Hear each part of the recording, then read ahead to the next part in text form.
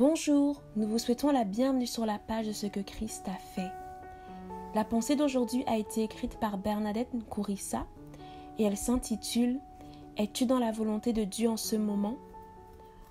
En tant qu'enfant de Dieu, nous devons chercher continuellement à vivre sa volonté, et cela non de façon occasionnelle. Peut-être que certains, en lisant ce message, se disent « J'ai déjà dans le passé à plusieurs reprises fait ce que le Seigneur attendait de moi. » La question n'est pas de savoir si tu as déjà accompli la volonté de Dieu dans le passé, mais il s'agit de savoir si tu es dans sa volonté dans cette saison de ta vie. Es-tu à l'endroit où il te veut? Es-tu en train de faire ce qu'il attend de toi? Le Seigneur Jésus, lorsqu'il était sur la terre, faisait en tout temps la volonté du Père.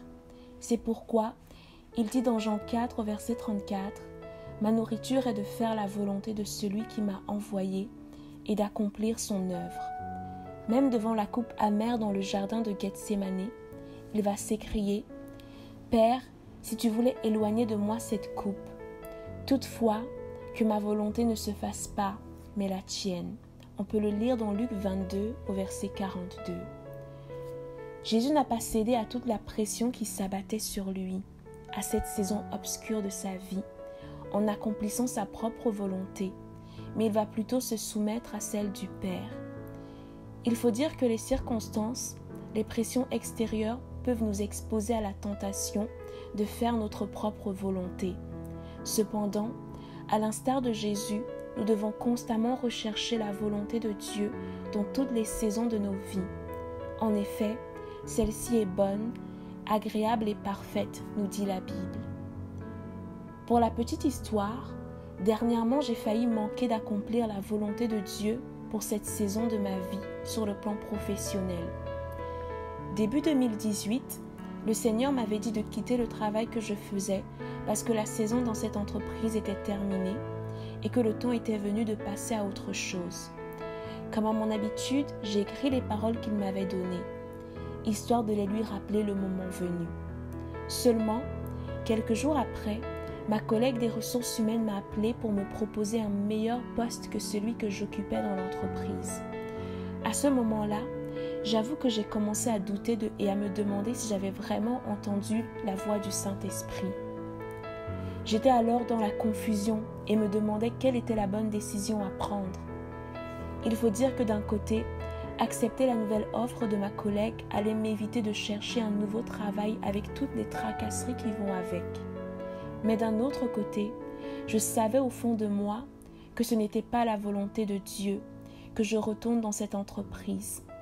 Il faut dire que tout ceci se passait alors que j'étais en congé de maternité et qu'il me restait à peine quelques semaines avant de retourner au travail. La tentation était là.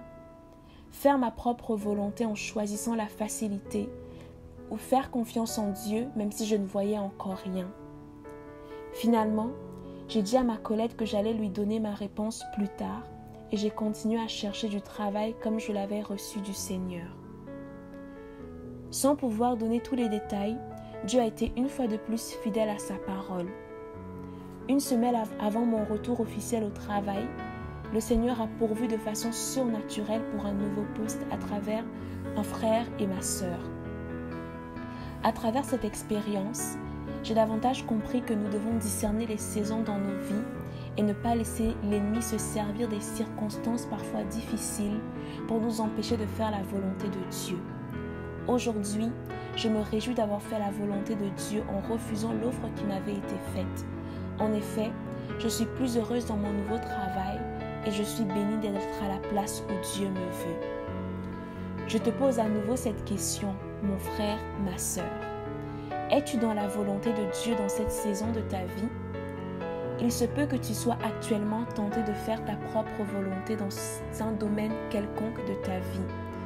Mais j'aimerais t'encourager à accomplir la volonté de Dieu, car celle-ci est une grande source de bénédiction. Soyez bénis.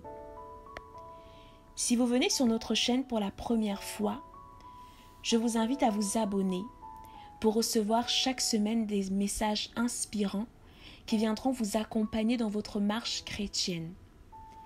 N'hésitez pas également à partager cette vidéo et allez nous visiter au www.cequechristafait.com. Pour toutes vos interrogations concernant la foi, pour vos témoignages sur ce que Jésus a fait dans vos vies, et enfin pour vos besoins de prière, nous vous donnons rendez-vous sur notre site web, dans l'onglet témoignages pour les témoignages et dans l'onglet tour de prière pour les sujets de prière et les questions.